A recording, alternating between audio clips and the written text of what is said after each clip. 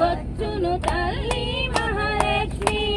ప్రతి శుక్రవారం రారండి, వాసవి పూజ కనరండి, వాసవి భోజనము చేయండి, కపూర హారతులివరండి.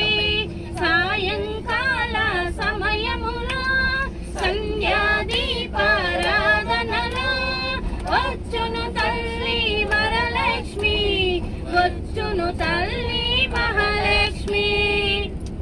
జై వాసవి. జై వాసవి.